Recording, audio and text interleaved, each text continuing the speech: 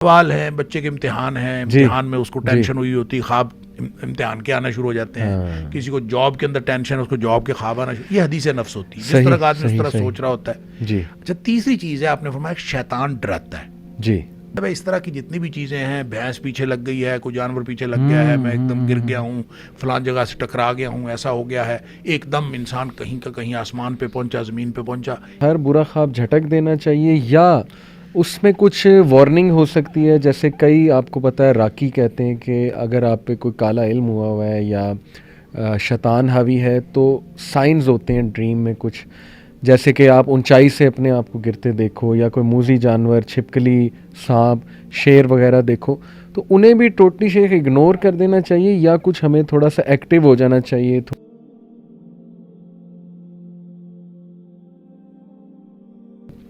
تو سب سے پہلا سوال میں آپ سے یہ پوچھنا چاہوں گا کہ دین اسلام میں ہمیں کیا رہنمائی ملتی ہے ود ریگارڈس ٹو ڈریمز، کہ ان کی حقیقت کیا ہے؟ بسم اللہ الرحمن الرحیم. دیکھیں، جب ہم عرف عام میں دیکھتے ہیں خواب ہے کیا، تو یہ حقیقت کے خلاف کوئی چیز نظر آتی ہے. جی، ایک خواب ہوتا ہے، ایک حقیقت ہوتی ہے. صحیح. اور لوگ خوابوں کو، اپنے خوابوں کو حقیقت بنانے میں زندگیاں صرف کر دیتے ہیں. صحیح. تو یہ دو ایک ہمیں ایکسٹریمز ملتی ہیں. ایک خواب ہوتا ہے، ایک حقیقت ہوتی ہے، گویا اس کے ساتھ کوئی تعلق نہیں. اس سے لگتا یہ ہے کہ ایک جسمانی حص ہے اور ایک روحانی حص ہے. تو یہ کوئی ایسی حص ہے انسان کی، ایک ایسی فیلنگز ہیں جو انسان جسمانی طور پر تو محسوس نہیں کرتا. صحیح. لیکن جب جسم سویا ہوا ہوتا ہے، جی، اس وقت انسان کی روح کچھ محسوس کر رہی ہوتی ہے، اس کو ہم خواب کہتے ہیں. اور نبی اکرم صلی اللہ علیہ وسلم نے بھی خوابوں کا بڑا تذکرہ فرمایا. حدیث کے اندر بڑا جا بجا ذکر ملتا ہے. قرآن حکیم میں خوابوں کا ذکر ہے، بلکہ یوں کہنا چاہیے کہ وہ 6 خواب قرآن حکیم میں ذکر ہوئے ہیں. اچھا. 3 تو انبیاء کے خواب ہیں، جی جی، اور 3 خواب جو ہیں وہ غیر انبیاء کے، مختلف لوگوں کے، اور ان کا باقاعدہ قرآن نے ذکر بھی کیا، اس کی تعبیر کا تذکرہ بھی کیا. اچھا. اس میں حضرت ابراہیم علیہ السلام کا خواب ہے، جی، جو بہت معروف. حضرت اسماعیل علیہ السلام کو جو انہوں نے خواب میں دیکھا کہ صحیح، انہوں نے صحیح، بالکل کلیئر کٹ انی آرا فی المنام ہے کہ میں نے خواب میں دیکھا، انی اذبحک، میں تمہیں ذبح کر رہا ہوں. صحیح صحیح. اور پھر اس سے رائے پوچھی اپنے بیٹے سے، فانظر ماذا تری، کہ میں نے خواب میں دیکھا ہے. صحیح. اب ظاہر ہے کہ وہ نبی کا خواب ہے، اور نبی کا خواب وحی ہوتا ہے، وحی کے درجے پر ہوتا ہے. لہٰذا بیٹے نے بھی اس میں کوئی تردد نہیں کیا. انہوں نے کہا ٹھیک ہے ابا جی، آپ کو جو اللہ تعالیٰ کی طرف سے حکم ہوا ہے. اچھا، اسی طرح نبی اکرم صلی اللہ علیہ وسلم کے خواب کا تذکرہ بھی ہے، جو آپ نے اپنے آپ کو اور اپنے ساتھیوں کو عمرہ کرتے ہوئے دیکھا. اور نبی کریم صلی اللہ علیہ وسلم نے فرمایا کہ مجھے جو ہے وہ خواب میں یہ دکھایا گیا ہے. تو آپ پھر عمرہ کرنے کے لیے گئے، پھر حدیبیہ پہ روک لیا گیا. پھر بعض لوگوں کو یہ خیال ہوا کہ یہ تو خواب غلط ہو گیا ہے. صحیح. تو پھر اللہ تعالیٰ نے قرآن میں اس کی تصدیق فرمائی کہ یہ خواب سچا ہے. لقد صدق اللہ رسولہ الرؤیا، کہ اللہ تعالیٰ نے اپنے رسول کے خواب کو سچا کیا ہے. زبردست. تو تم لوگ دیکھو گے اپنے آپ کو کہ اب امن کے ساتھ جم جاؤ گے اور عمرہ کرو گے. پھر اگلے سال کیا گیا اور اس خواب کی تعبیر آئی سامنے.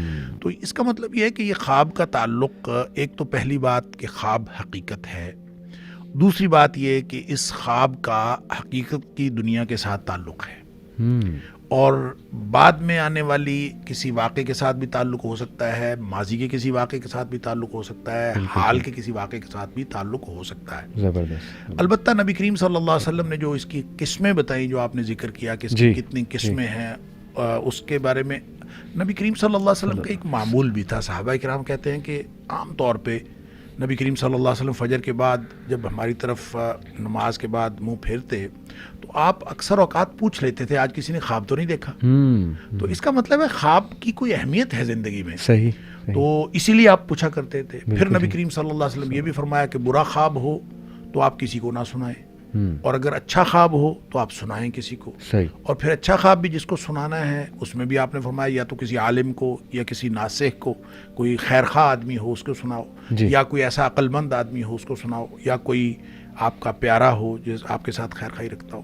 اس میں لگتا یہ ہے کہ یہ تعبیر کے حوالے سے خواب بڑا سینسٹیو ہوتا ہے، کہ نبی کریم صلی اللہ علیہ وسلم نے جب ہر ایک کو ہر تعبیر کا حق بھی نہیں دیا. اور مجھے ویسے بھی یوں لگتا ہے کہ تعبیر جو ہے، جیسے اللہ تعالیٰ نے قرآن میں فرمایا کہ حضرت یوسف علیہ السلام کو اللہ تعالیٰ نے تعبیر کا ملکہ دیا تھا، اور سکھایا تھا. صحیح. اس کا مطلب ہے یہ کسبی علم نہیں ہے, یہ وحبی ہے, ٹھیک ہے. تو اللہ کی طرف سے ملتا ہے. لہٰذا خواب کی تعبیر کا ملکہ ہر کسی کے پاس نہیں ہوتا. کوئی شخص تعبیر کر سکتا ہے, کوئی شخص تعبیر نہیں کر سکتا. البتہ خواب کی قسموں کے بارے میں نبی کریم صلی اللہ علیہ وسلم نے فرمایا 3 قسمیں ہوتی ہیں. جی. آپ نے فرمایا ایک تو سچا خواب ہے, ٹھیک ہے. ایک حلم ہوتا ہے. حلم جو شیطان کی طرف سے ہوتا ہے, اور جس کو اس کے لیے ایک اصطلاح بھی قرآن میں آئی ہے, اضغاث و احلام, جس کو کہتے ہیں پریشان خیالی. اور پریشان خیالی یوں کہہ لیں کہ آدمی کے جو بالکل ٹوٹے پھوٹے سے خیالات ہوتے ہیں وہ, اور منتشر قسم کی چیزیں, تو وہ خواب بے معنی ہوتا ہے, یا اس کے کچھ خوف ہوتے ہیں, وہ یا کوئی خوف ہوتے ہیں وہ آ جاتے ہیں.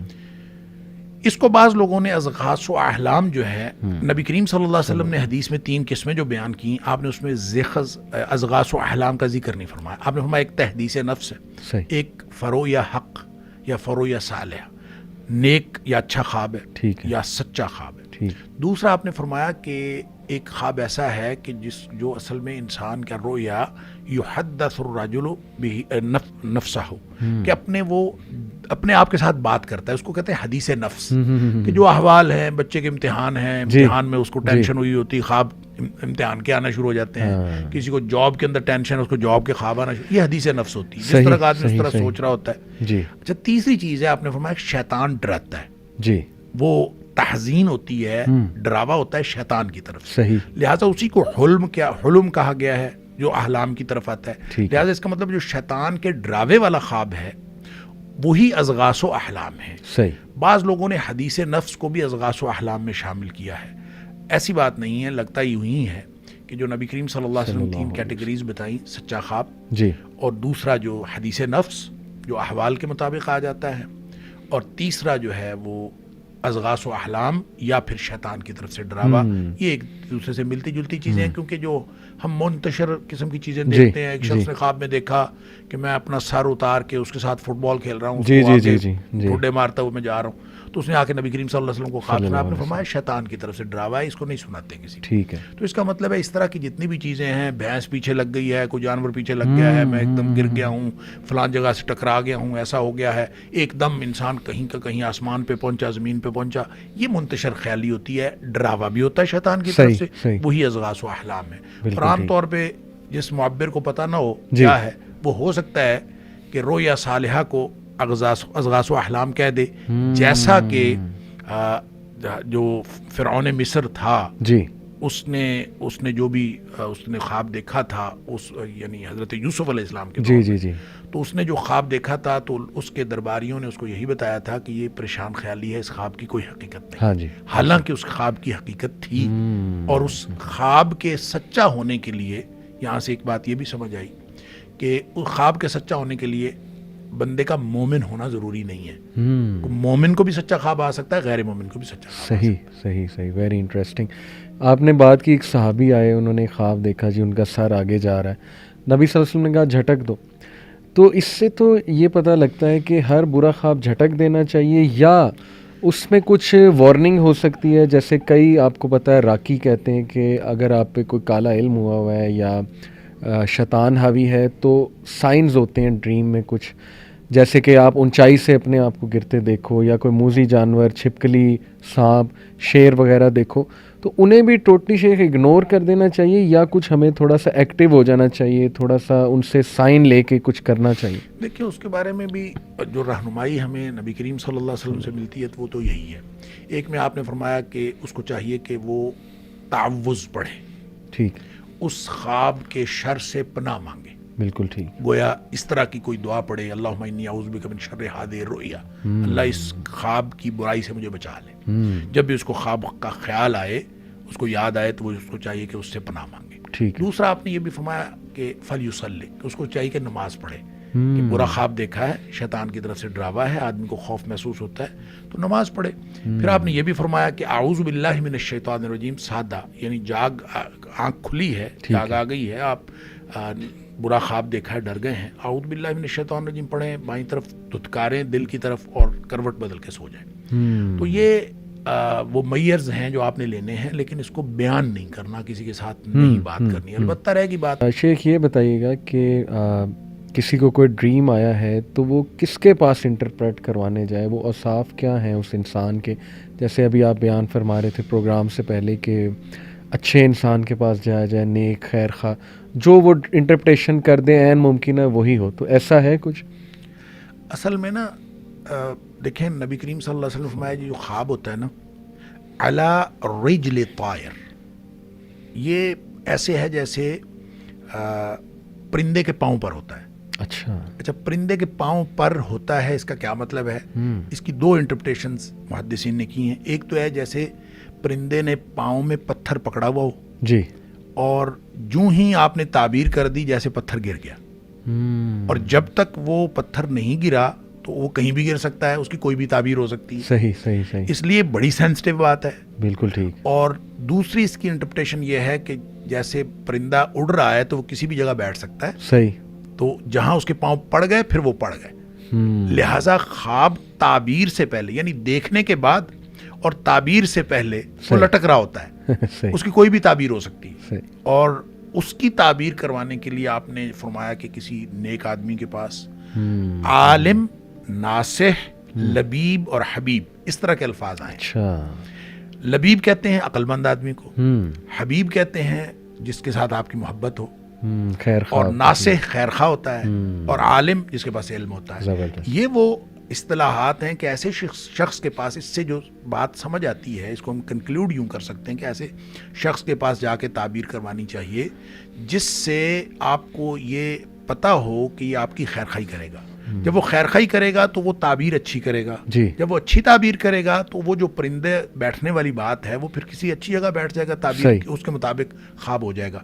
اس لیے لگتا یہ بھی ہے جب آپ حدیث سے مختلف واقعات کو دیکھتے ہیں تو لگتا یہ بھی ہے کہ تعبیر کرنے سے سیم خواب کی تعبیر مختلف ہو سکتی ہے۔